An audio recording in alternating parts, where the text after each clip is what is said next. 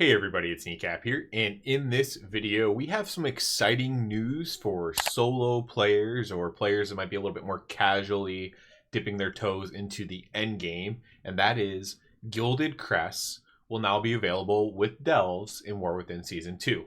Now, let's get out in front of this before we even dive into it.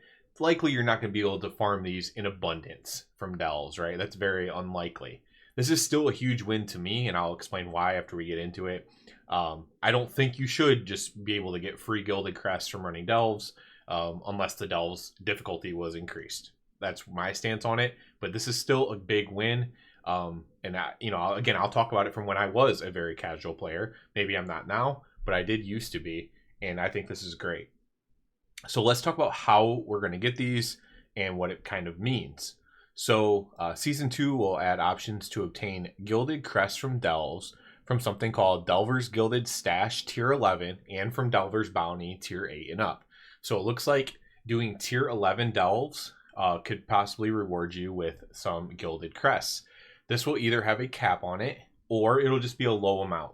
I could see it being anywhere from like 2 to 4 on 11, and that's because of the time taken to run it, plus you can do it solo. That's kind of the big thing here. You cannot get the same amount of crests doing something solo as what you get from doing it in a group, because you have to put, it takes work to put a group together, to run as a group, to stay together as a group, to accomplish the goal as a group. The same thing I always say about Mythic raiding, how you have to have 20 people to put together 20 people, work around work schedules, work around holidays. To do that deserves some pretty major rewards, because that in itself is a challenge. And some people are against, most people who are against that are people who don't do it, right? And they don't understand that kind of challenge that is. And so doing something solo, I love playing solo, guys. I play all my alts solo. I play solo all the time. Sometimes I play with my kid. My 7-year-old might be able to do he plays a hunter, so he might be able to do one of these bounties or one of these methods to get crests himself. Or if not, I can go in with him and help him. But I cannot help him get through a Mythic Plus because that's just too much difficulty for him at his age. So this is really, really cool for that. So Tier 11 and from the Delver's Bounty Tier 8 and up. What that I assume means is when you get those Delver's Bounty maps that can drop inside the delve, and then you get the extra chest at the end of the next delve that you complete. That's what I assume that is. So in that Tier 8 Bounty dungeon or delve that you run with the Delver's Bounty map buff, some Gilded Crests will be in that as well. So that's a more limited thing. That's not really farmable, really, but that is another way to get it from doing just a Tier 8 bounty delve. So, and that, again, I assume that means you pick up the map, you get the map buff, etc., right? Assume that's what that means. So we are unsure how to get the higher crests, and there might be restrictions. Right now, this information is data mined only. Below, you can see the full breakdown of all the crests and everything like that. So, basically, Gilded Crests, Mythic Liberation of Undermine, Mythic Keystone Dungeons 8 and up, Delve's Gilded Sash Tier 11, and Delver's Bounty Tier 8 and up. Again, and then they just go on to list, how to get the other crests or whatever. I guess the Rune Crests are worth mentioning.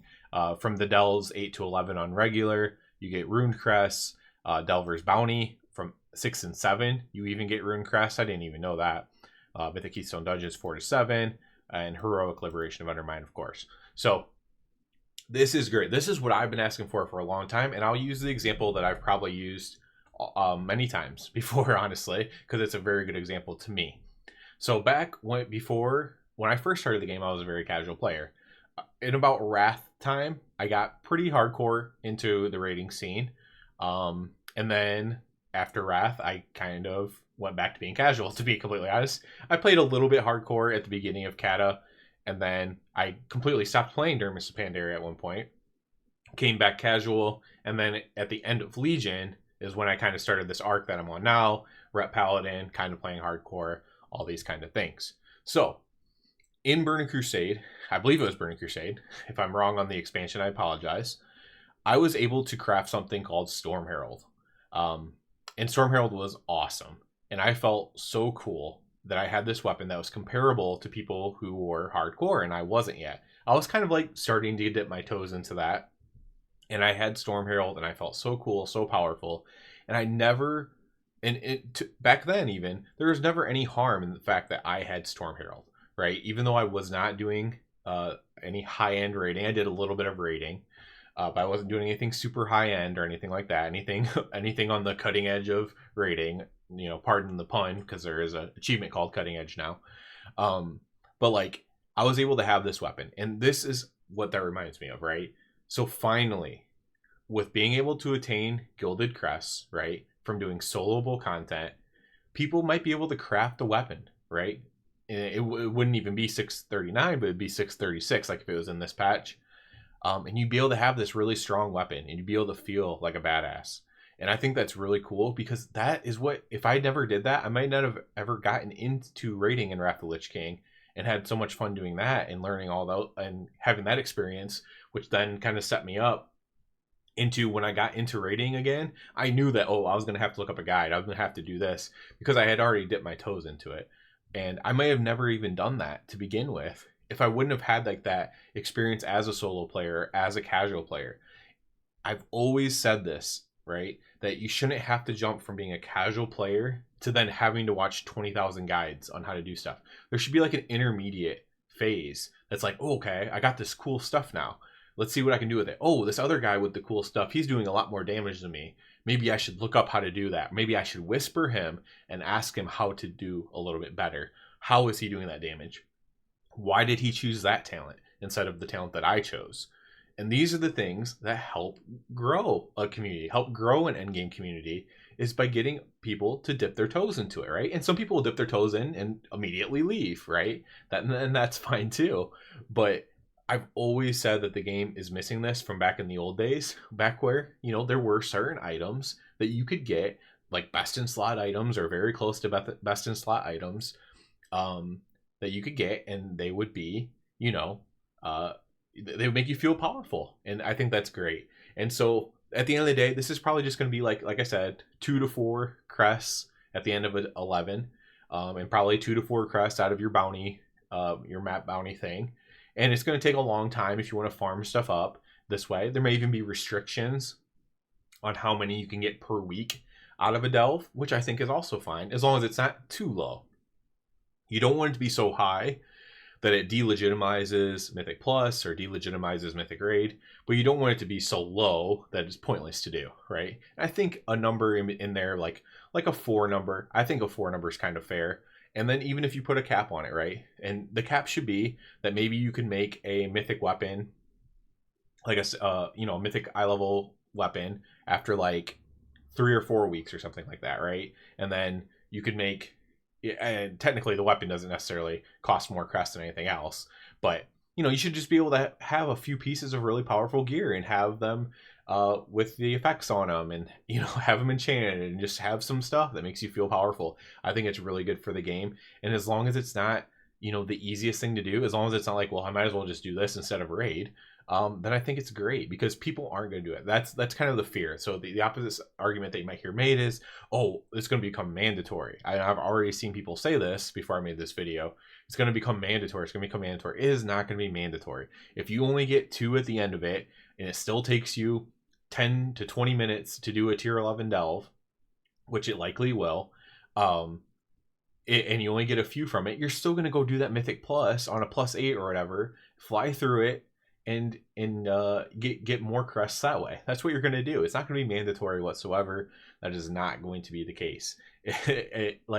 It's not. I can't even tell you. You might be like, well, if I run it with my group, we can run it in 9 minutes. Okay, but you're still going to run, if you run it with that high-end group and you're so good, right? And with this high-end group, you're going to run that +8 Mythic Plus in 9 minutes too. Like if you watch the MDI, if you have that good of a group, you're going to do that as well in the Mythic Plus, and you're still going to get more crests from it.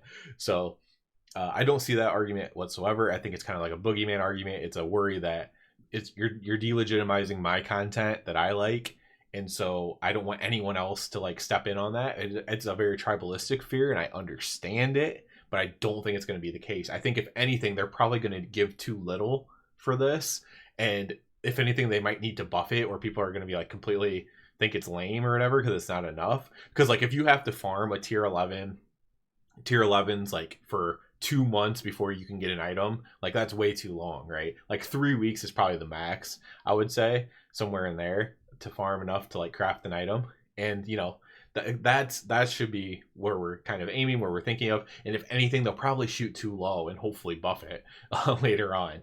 So I think this is a huge win for the solo player, for the casual player, for the dipping the toes players, like I used to be myself. So I'm all for this. I think this patch so far has tons of W's in it.